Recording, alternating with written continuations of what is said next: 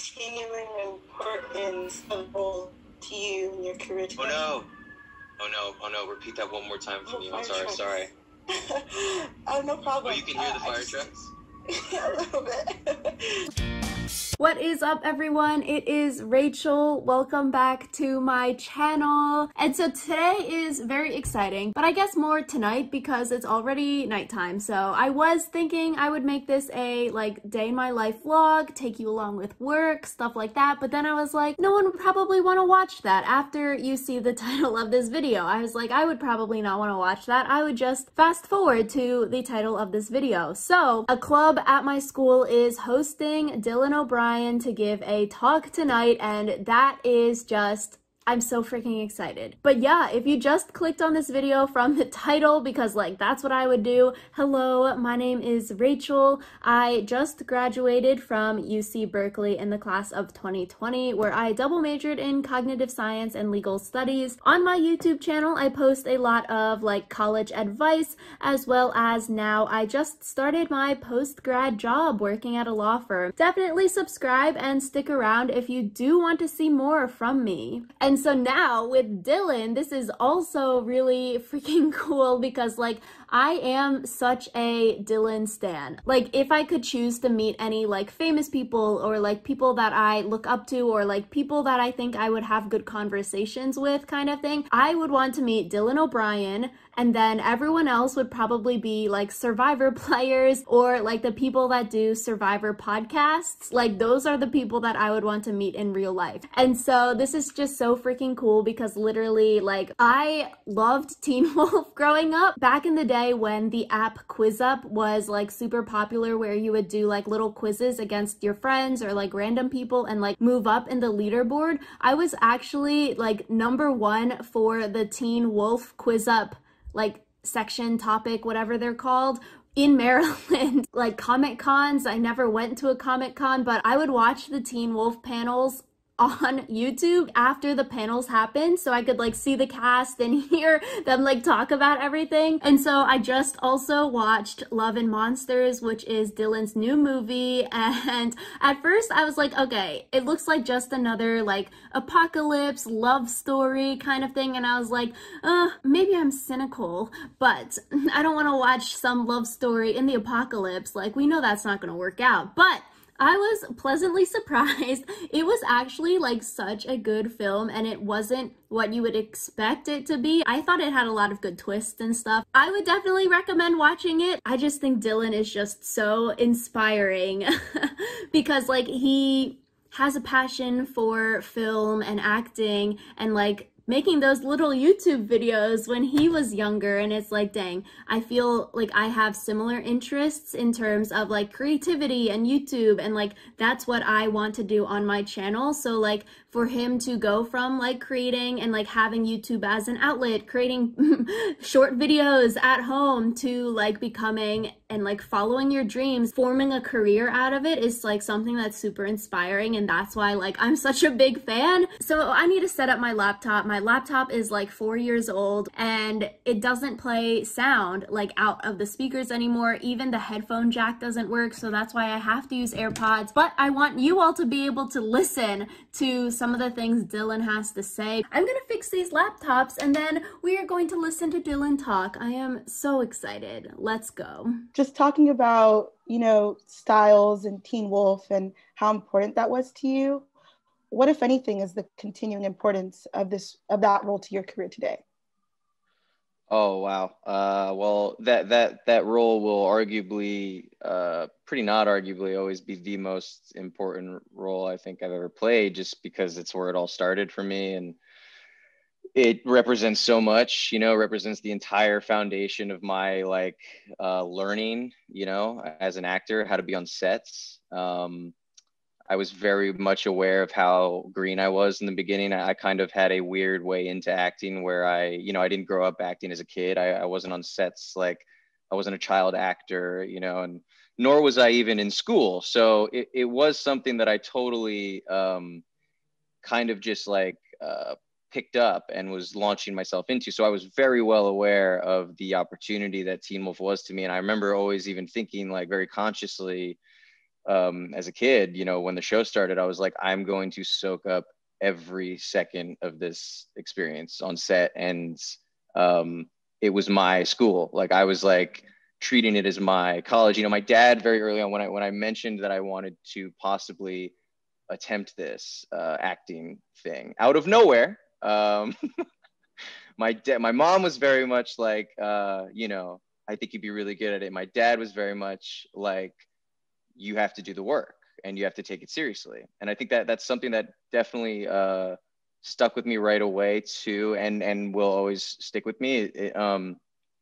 My dad's someone who, you know, I grew up watching. He works in the industry, and has worked in the industry as a camera operator for over 20 years, you know. So, you know, growing up as a kid, you know, 30 years now, my God.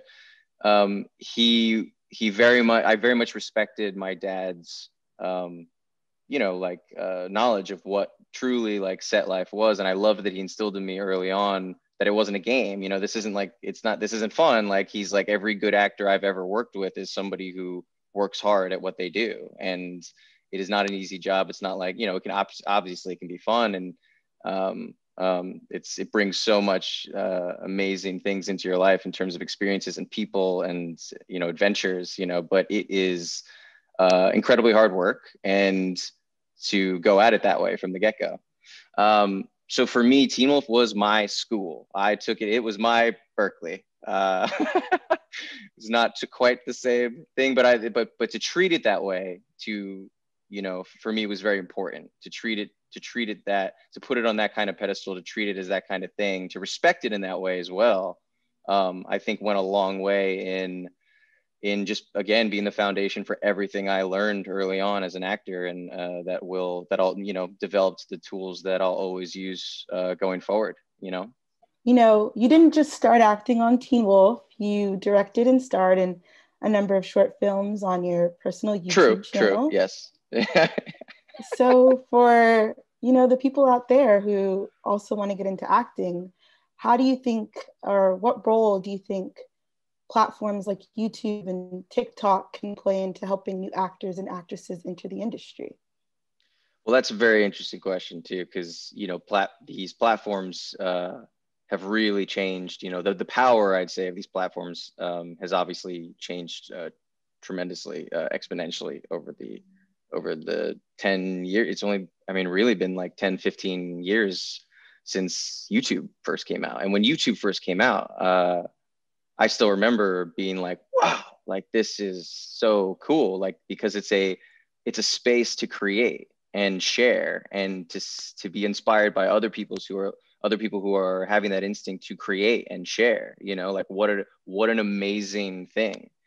And then all these other, you know, now, I mean, obviously now it's like something that is extremely like oversaturated, but it is still at its foundation, at its core, a place to create and share. So, I mean, I think that if you have that instinct, right, to if those are the things that you love to do, create in some kind of way, you know, which I completely relate to. I was a kid who, from the time I was, I mean, a little kid, when I was 6 or 7, you know, maybe a little older than that, 8 or 9 or so, like I'd screw around with you know, one of my dad's like film cameras, you know, where you have to wind, you know, and it's an 8mm, like it's and then I was in that lucky sort of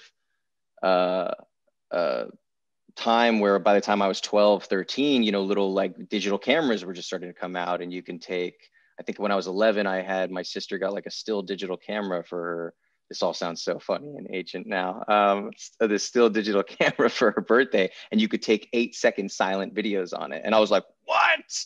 And it was just the coolest thing, though. And no matter no matter how much the technology has obviously advanced, it is. I think it's important to like sort of acknowledge both, right? Because it's important to acknowledge how advanced the technology is, how sort of vast the pool of competition, I guess, is out there now. To, you know, if you're throwing videos out there, obviously it's like it's a pool of people doing that.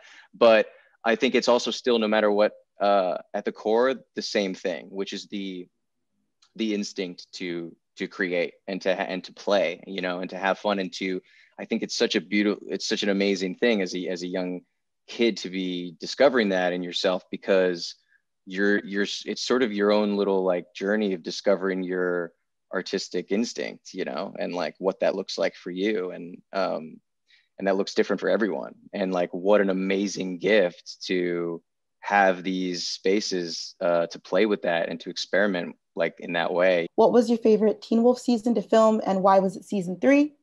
And jokes aside, what's a standout fun memory you have from filming Teen Wolf? Was that intentional or is that a typo? That was intentional. She's screwing with me? Okay, cool. Sorry, and what was the other half of the question? I laughed. Sorry. What's a standout fun memory you have from filming Teen Wolf? Oh, okay. Okay, well, season 3, I absolutely was obsessed with. I think that's, I remember that time being for me, like really like feeling like I was coming into my own as like a confident like actor on set. You know, we'd done the first half of Teen Wolf, and then like I had like gotten the news that I had like gotten the Maze Runner, and then like we went and filmed the Maze Runner in between, just in that 8-week hiatus that I had from Teen Wolf. So it was like crazy that even worked out that way. Like, and I just like, I had such an amazing experience on Maze Runner. It was one of the hardest things. It was the hardest thing I'd ever done. And it taught me so much. And then I came back and like to the second half of 3, and Jeff like told me that he was going to be writing this storyline for me that I was so excited about and scared of. And like, I absolutely like had an amazing experience filming season 3. I think I have to like, if I'm picking like my most fun season of Teen Wolf, it's hard for me to not say 1 though, just for the sake of like, you know, no one knew what the show was going to be like. We still just like, we were making this little show that could like this little weird wolf show, you know, and we were just having like the time of our lives. It was all so exciting to us, you know. Obviously we were all, you know, different degrees of experience. Like, you know, I think Tyler Hoechlin obviously had been like acting since he was a kid, as was Pose, you know, and like, and then for like me, it was my complete like fresh out of high school, just like completely no idea what the hell was going on, just like winging it kind of deal. But we were all just like so fresh and young and like game, and loved it, and like believed in what we were doing. And those are always just like the greatest moments in something, you know, and to remember that time, and to remember what a blast we were having, like, and what a family it was. I remember sobbing at the rap party. Tyler gave me, I think I was really drunk, but like Tyler gave me the microphone to like say something. And I remember I just like wasn't even able to talk because I just started sobbing. But I really do think it was because like, it meant so much to me. And we just had the best time. And I was doing this thing that was just so like cool to me, you know. I just couldn't believe where I was. And then we never thought we'd even be coming back, let alone that I'd be doing it till I was 25. You know, it's just wild. So I do have to give it to season 1, despite all those things I said and do feel about season 2. I literally have no words. It was just like so nostalgic, so good. And it's really cool to see someone so passionate about something that they truly love and they truly enjoy, that they've like made a career out of, you know? So it's just, I don't know, it's just very inspiring, you know? Like I said at the beginning, like that story can like go into other facets of your life, and like working for things that you believe in and stuff like that. I just think it's so inspiring, and I'm like, oh my gosh. And yeah, just so nostalgic with like the Teen Wolf talk and everything. Yeah, I don't know, it's just such a like a feel good thing. I'm like, oh, I have no words, I have nothing to say. It's just 10 out of 10. I was looking forward to it all week, and now it's over, and like I'm sad. I guess It's like after you would go to a concert and then you would leave the concert and you're like, oh my God, that was like so great. And then it's over and then now you're like, what do I do with my life kind of thing. Yeah, that will be the end of this video. Thank you all so much for watching. Hopefully you all enjoyed. Make sure you like and subscribe to my channel if you do want to see more. I post every single Sunday and Wednesday. So thank you all so much for watching and I will see you all next time.